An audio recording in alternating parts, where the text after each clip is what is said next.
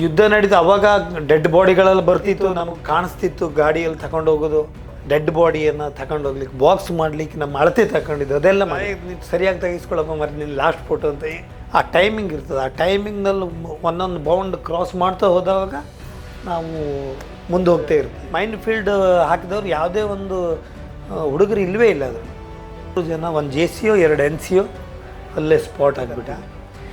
ಒಂದು ಯೂನಿಟು ಪಾಕಿಸ್ತಾನದ ರೋಲ್ ಮಾಡ್ತದೆ, ಒಂದು ಯೂನಿಟು ಇಂಡಿಯಾದ ರೋಲ್ ಮಾಡ್ತದೆ.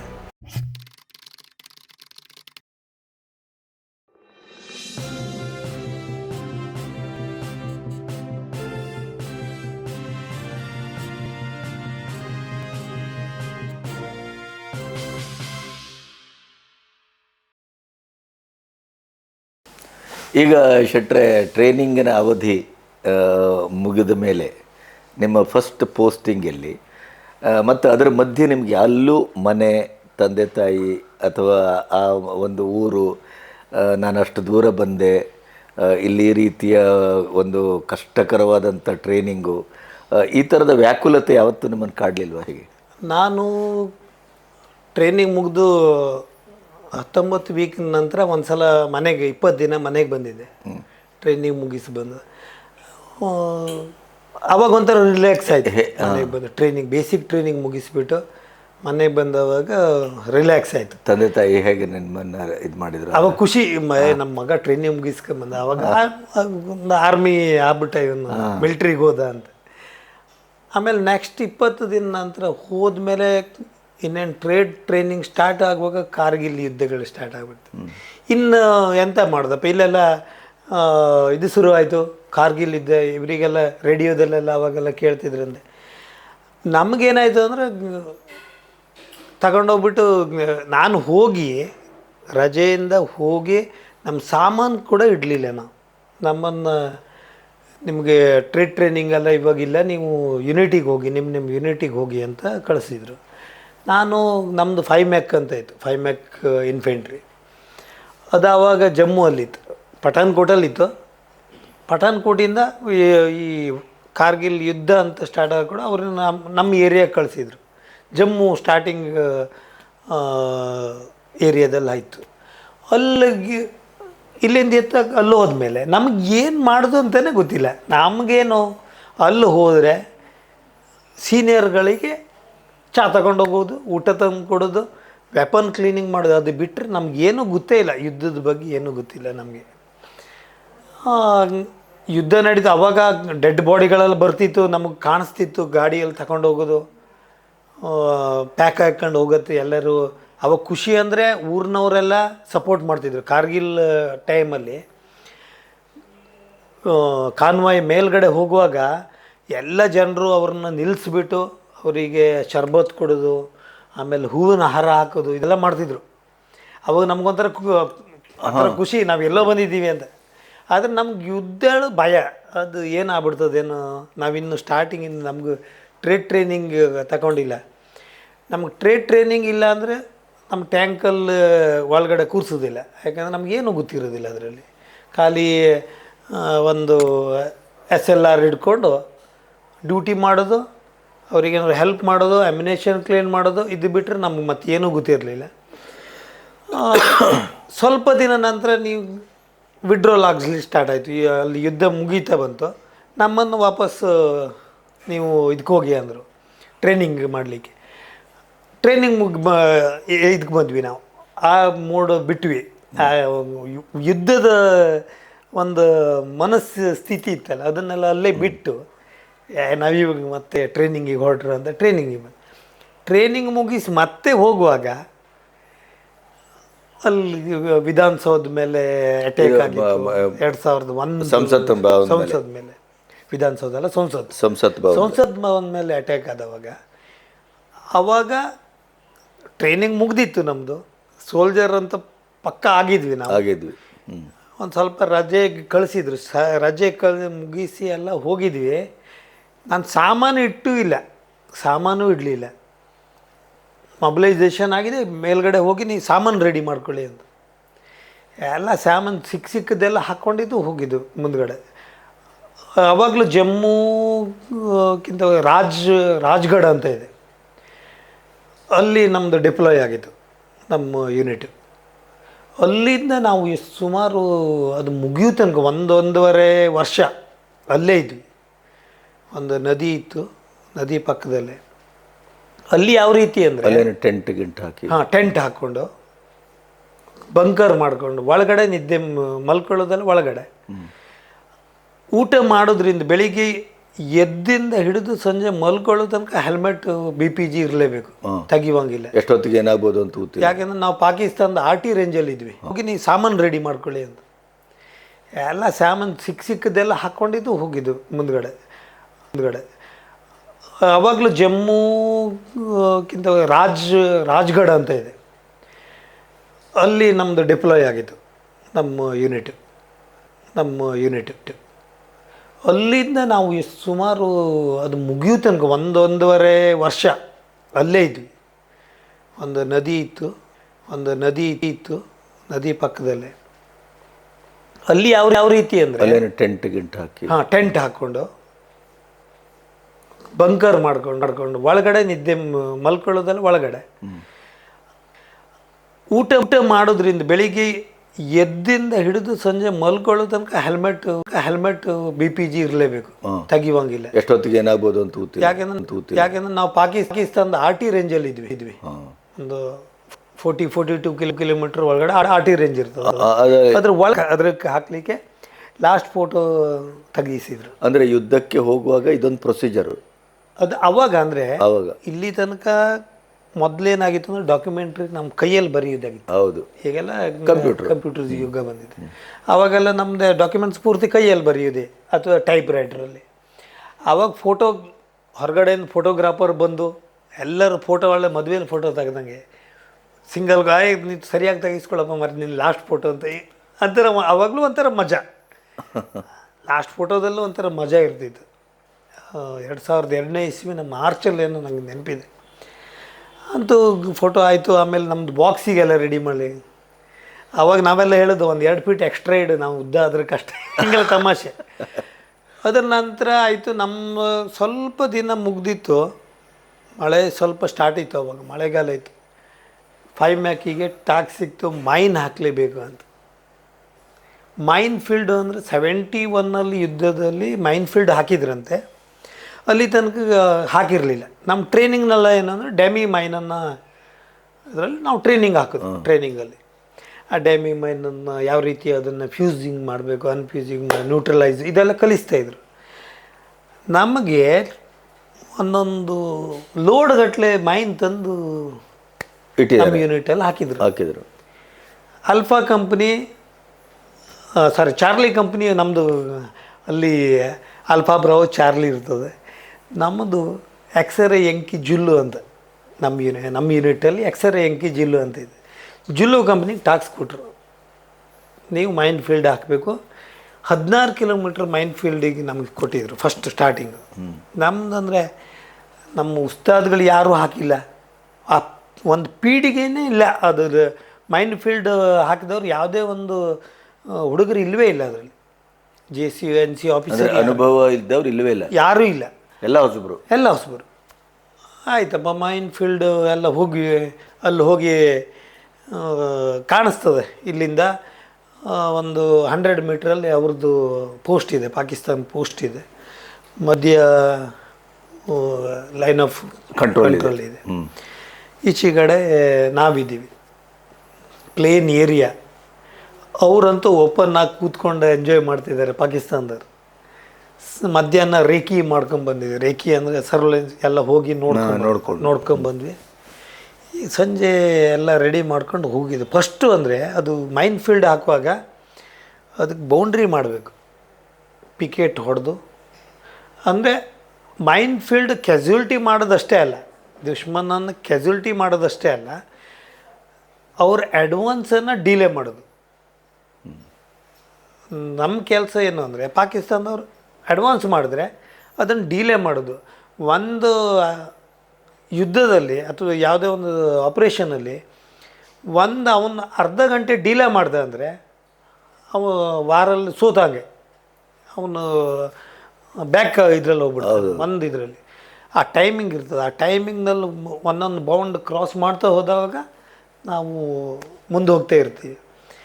ಅದಕ್ಕಾಗಿ ಫಸ್ಟ್ ಫೆನ್ಸಿಂಗ್ ಹಾಕಬೇಕಿತ್ತು. ಫೆನ್ಸಿಂಗ್ ಹಾಕ್ತಾ ಹಾಕ್ತಾ ನಮಗೆ ಸುಸ್ತಾಗೋಯ್ತು. ಅದಷ್ಟು 1-1.5 ಕಿಲೋಮೀಟ್ರ್ ಒಂದಿನ ಹಾಕೋದಿತ್ತು. ಹಾಕಿ ಅದು ಫಸ್ಟ್ ಹಾಕುವಾಗ ಅದೊಂದು ಹೊಡಿಲಿಕ್ಕೆ ಬರ್ತದೆ, ಸೌಂಡ್ ಬಂದೇ ಬರ್ತದೆ ಪಿಕೆಟ್ ಹೊಡೆಯುವಾಗ. ಆ ಫಸ್ಟ್ ಪಿಕೆಟ್ ಹೊಡೆಯೋರು ಯಾರಪ್ಪ? ಫಸ್ಟ್ ಪಿಕೆಟ್ ಹೊಡೆಯೋರು ಯಾರು? ಅಷ್ಟು ನಮಗಿಂತ ಎಷ್ಟೋ ಸೀನಿಯರ್ಗಳಿದ್ದಾರೆ, ಯಾರೂ ಹೋಗಿಲ್ಲ ಫಸ್ಟ್ ಪಿಕೆಟ್. ನಾವಂತೂ ಹೊಡೆಯಲ್ಲ. ನಮ್ಮದು ಒಂದು ಮೋಟಾರ್ ಅಂತ ಇವಾಗ ನಿಮಗೆ ತೋರಿಸಿದ್ದ ಒಂದು ಮೋಟ್ರ್ ಪ್ಲಾಟ್ಫಾರ್ಮ್ ಅಂದರೆ ಅದು ಒಂಥರ ಹಾರ್ಡ್ ಪ್ಲಾಟ್ಫಾರ್ಮು ನಮ್ಮ ಯೂನಿಟಲ್ಲಿ. ನೀವು ಹೋಗ್ರಪ್ಪ ಅಂದ್ರೆ ನಾವು ಹೋಗಿ ಅಲ್ಲಿ ಹೊಡೆದು ಏನೂ ಆಗಿಲ್ಲ ನಮ್ಗೆ, ಏನೋ ಗೊತ್ತಿಲ್ಲ. ನಾವೆಲ್ಲ ಮತ್ತು ರೈಫಲ್ ರೇಂಜಲ್ಲಿ ಇರೋರು. ಅಲ್ಲಿ ಸ್ಟಾರ್ಟಿಂಗಲ್ಲಿ ಹೊಡೆದು 1.5 ಕಿಲೋಮೀಟ್ರ್ ಫೆನ್ಸಿಂಗ್ ಹಾಕಿ ಆಮೇಲೆ ನಾವೇನು ಹೇಳಿದ್ವಿ, ಅದರಲ್ಲಿ ಫೆನ್ಸಿಂಗ್ ಹಾಕೋರು ಬೇರೆ, NMM 14 ಸ್ಟ್ರಿಪ್ಪಿಗೆ ಬೇರೆ ಬೇರೆ ಇರ್ತಾರೆ. ಇವತ್ತು ಏನೂ ಮಾಡೋದು ಬೇಡ, ಖಾಲಿ ಫೆನ್ಸಿಂಗ್ ಹಾಕೋ, ನಾಳೆ ಮೈನ್ ಹಾಕೋ ಅಂತ ಯೋಚನೆ ಮಾಡಿದ್ವಿ. ನಮ್ಮ OC ಒಬ್ಬರು ಇದ್ದರು, ಅವರು ನಾವು ಹೇಳ್ದಾಗೆ ಕೇಳ್ತಿದ್ರು. ಆಯ್ತಪ್ಪ ನೀವು ಹೇಳ್ದಾಗೆ ಕೇಳಿ. ಒಂದಿನ ಫುಲ್ ಫೆನ್ಸಿಂಗ್ ಹಾಕಿದ್ವಿ 1-1.5 ಕಿಲೋಮೀಟ್ರು. ಮರುದಿನ ಎಲ್ಲ ರೆಡಿ ಮಾಡ್ಕೊಂಡು ದಿನದ ಟೈಮಿಗೆ. ಅವತ್ತು ಫಾಗ್ ಇತ್ತು, ಬೆಳಿಗ್ಗೆಯಿಂದ ಫಾಗ್ ಅಲ್ಲಿ ಪೂರ್ತಿ ಒಬ್ರನ್ನೊಬ್ರು ಕಾಣಿಸೋದಿಲ್ಲ. ಆವಾಗ ನಾವು ಹೋಗಿ ಹೇಳಿದ್ವಿ, ಸರ್ ರಾತ್ರಿ ಯಾಕೆ ಹಾಕಬೇಕು, ಇವಾಗ ಫಾಗ್ ಇದೆಯಲ್ಲ ಇವಾಗಲೇ ಹಾಕಿಬಿಡುವ. ಇದ್ರೆ ಅವರು ಒಂದು ಫೈರಿಂಗ್ ಇದು ರೈಫಲಲ್ಲಿ ಫೈರ್ ಮಾಡಿದ್ರೆ ನಿಮಗೆ ತಾಗ್ತದೆ, ಬೇಡ ಅಂತಂದು ಹಾಕಿ ಬಿಡೋದು. ನಾವು ಫಸ್ಟೇ ದಿನದಲ್ಲಿ ಮೈನ್ ಹಾಕಿದವ್ರು. ಇಲ್ಲದ್ರೆ ಅವ್ರು ಕಂಡ್ರೆ ಹೊಡೆದು ಬಿಡ್ತಾರೆ, ಕಂಡ್ರೆ ಗೊತ್ತಾಗ್ಬಿಡ್ತದೆ. ಅದಕ್ಕಿಂತ ನಾವು ದಿನದಲ್ಲೇ ಪೂರ್ತಿ ಎಷ್ಟು ಸ್ಟ್ರಿಪ್ ಇದೆಯೋ ಅದನ್ನು ಪೂರ್ತಿ ನಾವು ದಿನದಲ್ಲೇ ಹಾಕಿದ್ವಿ. ಮಧ್ಯಾಹ್ನ 5 ಗಂಟೆ ತನಕ ಹಾಕಿ ಆಮೇಲೆ ರೆಸ್ಟ್ ಮಾಡಿದ್ವಿ, ನೈಟ್ ಹಾಕಿಲ್ಲ. ಆಮೇಲೆ 3 ದಿನ ನಮಗೆ ಫಾಗ್ ಸಿಕ್ತು. 3 ದಿನದಲ್ಲಿ ನಾವು ಫುಲ್ ಕ್ಲಿಯರ್ ಮಾಡಿ ವಾಪಸ್ ಬಂದ್ವಿ. ನೆಕ್ಸ್ಟ್ ಅದು ಹಾಕೋದೇನೋ ಒಂಥರ ಇದಿತ್ತು. ಅದು ಹಾಕುವಾಗ ಒಂದು ಸ್ಟ್ರಿಪ್ ಹಾಕ್ಕೊಂಡಿರ್ತಾರೆ ಹಿಂಗೆ, ಆ ಸ್ಟ್ರಿಪ್ ಮೇಲೆ ಹಾಕ್ಕೊಂಡು ಇದು ಮಾಡೋದು. ಮುಂದೊಂದು ದಿನ ವಾರ್ ಮುಗೀತು, ಅದು ತೆಗಿಬೇಕು. ಆವಾಗ 2-2.5 ವರ್ಷ ಆಗಿತ್ತು. ಅಲ್ಲಿ ಆ ಸ್ಟ್ರಿಪ್ಪು ಕಾಣ್ತಿರ್ಲಿಲ್ಲ. ಸ್ಟ್ರಿಪ್ಪೆಲ್ಲ ಅದನ್ನು ತೆಗೆದು ಬಿಡ್ತಾರೆ. ಸ್ಟ್ರಿಪ್ಪು ನಾವು ಹಾಕಿರೋದು ಇದು ಮುಗಿದ ಮೇಲೆ ಸ್ಟ್ರಿಪ್ ಕ್ಲೋಸ್ ಮಾಡ್ಕೊಂತ ಬಂದುಬಿಡ್ತಾರೆ. ಅದಕ್ಕೆ ಅಂದರೆ ದುಶ್ಮನಿಗೆ ಗೊತ್ತಾಗ್ಬಿಡ್ತದೆ. ಆಮೇಲೆ ನಾವು 2.5 ವರ್ಷದ ನಂತರ ಅದನ್ನು ತೆಗಿಯುವಾಗ, ಆ ಮೈನನ್ನು ತೆಗಿಯುವಾಗ ಇನ್ನೂ ಡಿಫಿಕಲ್ಟ್ ಅದು. ಈ ಮೈನ್ ಫೀಲ್ಡ್ ಎಂಟ್ರಿ ಮಾಡೋದೇ ಕಷ್ಟ. ಯಾಕೆಂದರೆ ಅದರಲ್ಲಿ SSM ಎಲ್ಲ ಇರ್ತದೆ. ಪಿಕೆಟನ್ನು ಹೊಡೆದು ಗ್ರೌಂಡ್ ಲೆವೆಲಲ್ಲಿ ಮಾಡಿರ್ತಾರೆ. ಅದನ್ನು ಹುಡುಕಬೇಕು, ಮತ್ತೆ ಸ್ಟ್ರಿಪ್ ಹಾಕಬೇಕು.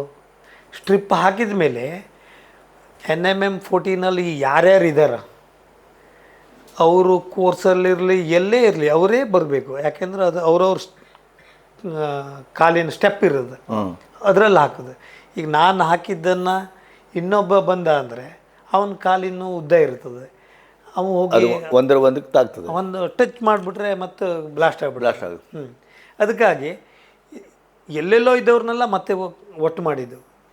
ಆವಾಗ ಮೈನ್ ಹಾಕಿದವ್ರನ್ನ ಎಲ್ಲರನ್ನೂ ಕ್ಲೋಸ್ ಮಾಡಿಬಿಟ್ಟು 2.5 ವರ್ಷದ ನಂತರ ಅಂದರೆ ಆವಾಗ ಗೋಧಿ ಬೆಳೆ ಜಸ್ಟ್ ಸ್ಟಾರ್ಟ್ ಹಾಕಿದ್ದಷ್ಟೇ, ಸಣ್ಣ ಸಣ್ಣ ಗಿಡ ಇತ್ತು ನಾವು ಹಾಕುವಾಗ.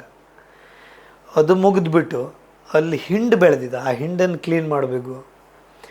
ಮೇನ್ ಪ್ರಾಬ್ಲಮ್ ಅಂದರೆ ಇದು ಇಲಿ ಒಂದೇ ಅದನ್ನು ತಗೊಂಡೋಗಿ ಇನ್ನೊಂದು ಕಡೆ ಇಟ್ಟಿರ್ತದೆ, ಅದನ್ನು ರಿಕವರಿ ಮಾಡೋಕೆ ಹುಡುಕಬೇಕು. ಮತ್ತು ಅದು ಗೆದ್ದೆ, ಆ ಗೆದ್ದೆಯಲ್ಲಿ ನಾವು ಹಾಕಿರುವಂಥ ಮೈನನ್ನು ಬಿಡುವಾಗಿಲ್ಲ.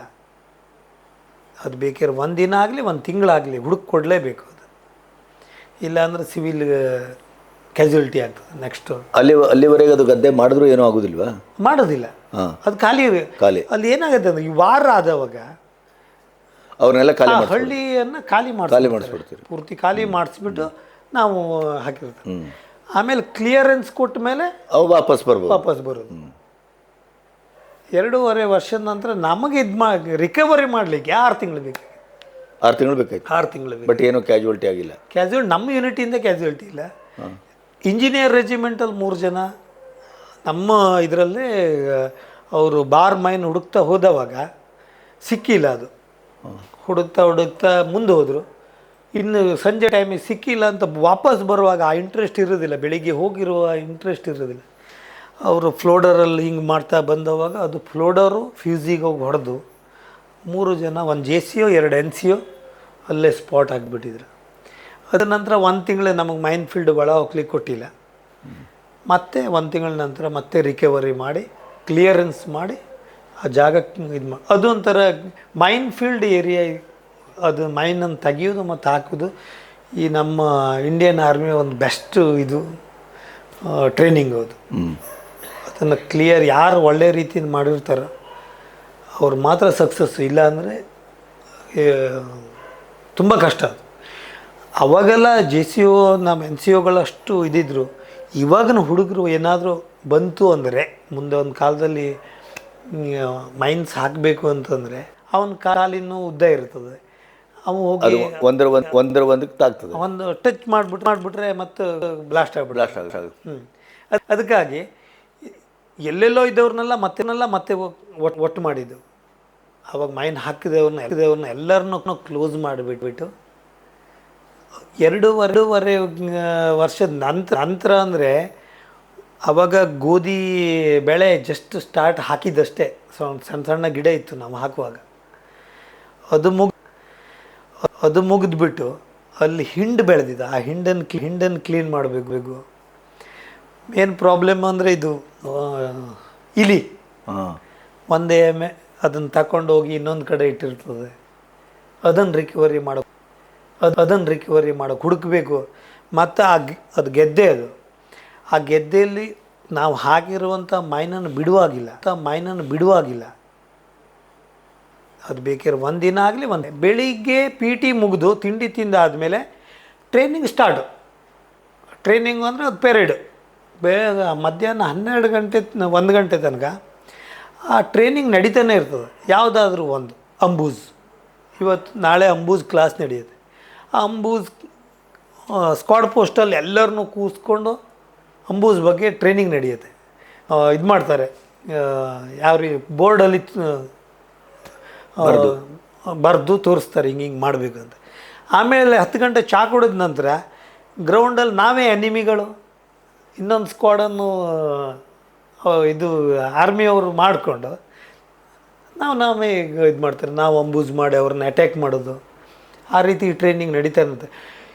ವಾರದಲ್ಲಿ ಶನಿವಾರ ಒಂದು ವರ್ಕಿಂಗ್ ಡೇ ಇರ್ತದೆ. ಪೂರ್ತಿ ದಿನ ಟ್ರೈನಿಂಗ್ ಇದ್ದೇ ಇರ್ತದೆ. ಮಧ್ಯಾಹ್ನ ಮತ್ತೆ ವರ್ಕಿಂಗು, ಆಮೇಲೆ ಇದೆ ಆ ಟ್ರೈನಿಂಗ್ ಇದೆಯಲ್ಲ. ಆಮೇಲೆ 3 ತಿಂಗಳಿಗೆ ಒಂದು ಸಲ ಮತ್ತೆ ರಾಜಸ್ಥಾನಕ್ಕೆ ಹೋಗ್ತಾರೆ. ರಾಜಸ್ಥಾನದಲ್ಲಿ ಫೀಲ್ಡ್ ಫೈರಿಂಗ್ ಇರ್ತದೆ. ಅಲ್ಲಿ ಮತ್ತೆ ಟ್ರೈನಿಂಗು. 1 ಯೂನಿಟು ಪಾಕಿಸ್ತಾನದ ರೋಲ್ ಮಾಡ್ತದೆ, 1 ಯೂನಿಟು ಇಂಡಿಯಾದ ರೋಲ್ ಮಾಡ್ತದೆ. ಪಾಕಿಸ್ತಾನ ಅಂತ ಹೇಳೋದಿಲ್ಲ, ಅದು ರೆಡ್ ಲ್ಯಾಂಡು ಇದು ಬ್ಲೂ ಲ್ಯಾಂಡು ಅಂತ ಮಾಡಿಕೊಂಡು ಅಲ್ಲಿ ಯುದ್ಧ ನಡೆಯುತ್ತೆ. ಸ್ಯಾಂಡ್ ಮೋಡಲ್ಲಿ ಅಣಕು ಯುದ್ಧ. ಸ್ಯಾಂಡ್ ಮೋಡಲ್ಲಿ ನಡೀತದೆ. ಗ್ರೌಂಡಲ್ಲಿ ನಮ್ಮ ಇಂಡಿಯಾದು ಒಂದು 100 ಮೀಟ್ರದ್ದು ಸ್ಯಾಂಡ್ ಮೋಡಲ್ ಮಾಡಿ ಅಲ್ಲಿ ಬ್ರೀಫಿಂಗ್ ಮಾಡಬೇಕು. ನಾನು ಈ ಕಡೆಯಿಂದ ಹೋಗ್ತದೆ, ಅವಾಗ ಅವನು ನಾನು ಈ ಕಡೆ ಬಂದು ನಿನ್ನೆ ಅಟ್ಯಾಕ್ ಮಾಡ್ತೀನಿ. ಅದು ನಡೆದು ಅದರ ನಂತರ ಗ್ರೌಂಡಲ್ಲಿ ಮಾಡಬೇಕು. ಅದು ಯಾವಾಗೂ ನಡೀತಾ ಇರ್ತದೆ, ಇವಾಗಲೂ ನಡೀತಾ ಇದೆ. ಅದರ ನಂತರ ಆ ಟ್ರೈನಿಂಗ್ ಮುಗಿದ ಮೇಲೆ ಫ್ಲೊಟೇಷನ್ ಅಂತ ಇರ್ತದೆ. ಇಂದಿರಾ ಕ್ಯಾನಲ್ ಇದೆ ರಾಜಸ್ಥಾನದಲ್ಲಿ. ಇಂದಿರಾ ಕ್ಯಾನಲಲ್ಲಿ ನಮ್ಮ BMPಯನ್ನು ಕ್ರಾಸ್ ಮಾಡಬೇಕು. ಡೇಯಲ್ಲಿ ಕ್ರಾಸ್ ಮಾಡಬೇಕು, ನೈಟಲ್ಲಿ. ಆ ಕರೆಂಟ್, ಅದು ನೀರಿನ ಕರೆಂಟ್ ತುಂಬ ಇರ್ತದೆ, ಜೋರು ಇರ್ತದೆ. ಇಂದಿರಾ ಕ್ಯಾನಲ್ಲಿ ಇದು ಬಿದ್ದೆ ಹೋಗ್ಬೇಕಾ? ನಮ್ಮ ಟ್ಯಾಂಕ್ ಇದೆಯಲ್ಲ, ಟ್ಯಾಂಕನ್ನು ಇಳಿಸ್ತಾರೆ. ಅದಕ್ಕೆ ಟ್ಯಾಂಕ್ ಇಳಿಸಿ ಹತ್ತಿಸ್ತಾರೆ, ಕ್ರಾಸ್ ಮಾಡ್ತಾರೆ. ಒಂದು ನಮ್ಮ ಯೂನಿಟಿಗೆ ಒಂದು CO ಬಂದಿದ್ರು. ಅವ್ರೇನು ಅಂದರು ಅಂದರೆ, ನಾವು ಇನ್ಫೆಂಟ್ರಿ ಪ್ಲಸ್ ಆರ್ಮಡು. ಒಂದು ವೇಳೆ ನಮ್ಗೆ ಟ್ಯಾಂಕ್ ಕೊಟ್ಟದೆ ಇನ್ಫೆಂಟ್ರಿ ರೋಲ್ ಮಾಡೋದಿದ್ರೆ ನೀವು ಇಂದಿರಾ ಕ್ಯಾನಲ್ ಕ್ರಾಸ್ ಹೇಗೆ ಮಾಡ್ತೀರಪ್ಪ? ನಿಮ್ಮ ಬಾಡಿಲೇ ಮಾಡಬೇಕು. ಹಾಂ, ನೀವೇ ಮಾಡಬೇಕು. ಹೆಂಗೆ ಮಾಡ್ತೀರಿ? ಆಮೇಲೆ ಎಲ್ಲರೂ ನಮ್ಗೆ ಈಜ್ಲಿಕ್ಕೆ ಬರ್ತದೆ. ಒಬ್ಬರು ಹೋಗೋದಲ್ಲ, ಒಬ್ಬರು ಹೋದ್ರೆ ಅದು ಯುದ್ಧ ಅಲ್ಲ, ಇಡೀ ತಂಡವೇ. ಇಡೀ ನಿಮ್ಮ ಯೂನಿಟ್ ಹೋಗಿ ಕ್ರಾಸ್ ಮಾಡಬೇಕು. ಹೆಂಗೆ ಮಾಡ್ತೀರಿ? BPG ರೆಡಿ ಮಾಡಿ, ಇದು ಈ ಲೈಫ್ ಜಾಕೆಟ್ ರೆಡಿ ಮಾಡಿ, ನಾವೇ ರೆಡಿ ಮಾಡ್ಕೊಂಡಿದ್ದು. ಈ ಥರ್ಮಾಕೋಲಿಂದ ಹಾಕ್ಕೊಂಡು ಸ್ಟಾರ್ಟಿಂಗ್ ಅಲ್ಲೂ ಅವರು ಶಾಯದ್ UP ಕಡೆಯವರು ಸ್ಟಾರ್ಟಿಂಗ್ ಅವರೇ ಫಸ್ಟ್ ಹಾರಿ ಆ ಕಡೆ ಕ್ರಾಸ್ ಮಾಡಿದ್ದಾರೆ. ಆಮೇಲೆ ನಮ್ಮ ಹತ್ರ ನೀವು ಕ್ರಾಸ್ ಮಾಡಿ ನೋಡಿ, ಅವ್ರು ನಿಜವಾದ ನಾಯಕ. ಹಾಂ, ಆ್ಯಕ್ಚುಲಿ ಅವರು ಫಸ್ಟ್ ಮ್ಯಾಕ್ ಇರು ನಮ್ಮ ಕೊಡಗಿನವ್ರೊಬ್ರು 2IC ಇದ್ರು ಅವಾಗ. ಅವರು ನಾನು ಹಾರೋದಿಲ್ಲ ಹಾರು ಅಂತೇಳಿ ಅವ್ರನ್ನ ಹಾರಿಸಿ ಸೆಕೆಂಡ್ ಅವ್ರು ಹಾರಿದ್ದು, ಆಮೇಲೆ ನಾವು ಹಾರಿದ್ದು. ಅದ್ರ ನಂತರ ಮತ್ತೆ ಪೂರ್ತಿ ವೆಪನ್ ತಗೊಂಡು ಆ ಕಡೆ ಕ್ರಾಸ್ ಮಾಡಬೇಕು ಅಂದರು. ನೀವು ಹಾರೋದಲ್ಲದೆ ನೀವು ಮಾತ್ರ ಹೋದರೆ ಯುದ್ಧ ಆಗೋದಿಲ್ಲ, ವೆಪನ್ಸ್ ಬೇಕಲ್ಲ. ವೆಪನ್ಸ್ ಅಂದರೆ ಒಂದು SLR, ಆವಾಗ 5.5 kg SLR, ಇವಾಗಂತೂ ಇನ್ಸಾಸ್ ಬಂದಿದೆ, 5.5 kg SLR, ಆಮೇಲೆ RL, ಅದನ್ನೆಲ್ಲ ತಗೊಂಡೋಗಿ ಅಮ್ಯುನೇಷನ್ ಅದನ್ನು ತಗೊಂಡೋಗಿದೆ. ಅಲ್ಲದೆ 100ರಲ್ಲಿ 10-12 ಜನರಿಗೆ ನಾನ್ ಸ್ವಿಮ್ಮರ್ ಇರ್ತಾರೆ, ಮತ್ತು ವೀಕ್ ಸ್ವಿಮ್ಮರ್ಗಳು. ನಾನ್ ಸ್ವಿಮ್ಮರ್ ಅಂತ ಇರೋದಿಲ್ಲ ಆರ್ಮಿಯಲ್ಲಿ, ವೀಕ್ ಸ್ವಿಮ್ಮರ್ಗಳು, ಅವ್ರನ್ನ ತಗೊಂಡೋಗ್ಬೇಕು. ಮತ್ತು ಒಂದು ಲೈನಲ್ಲಿ ಒಂದು 500-600 ಜನ, ಅದು ಉದ್ದ ಕೆನಲ್, ಒಂದೇ ಸಲ ಇಳಿಸ್ಕೊಂಡು ಎಲ್ಲ ಕೈ ಹಿಡ್ಕೊಂಡು ಕ್ರಾಸ್ ಮಾಡೋದು. ಅದು ಇವಾಗಲೂ ಆರ್ಮಿ ಇದರಲ್ಲಿ ನಮ್ಮ ಕೋರಲ್ಲಿ ಇವಾಗಲೂ ಫೋಟೋ ಇದೆ. 5 ಮ್ಯಾಕ್ ಫಸ್ಟ್ ಟೈಮು ಇಡೀ ಯೂನಿಟ್ ಒಂದೇ ಸಲ ಕ್ರಾಸ್ ಮಾಡಿದ್ದು ಫೋಟೋ ಇನ್ನೂ ತನಕ ಯಾರೂ ಮಾಡಿರಲಿಲ್ಲ. ಆ CO ಬಂದ ಮೇಲೆ ಮಾಡಿಸಿದ್ರು.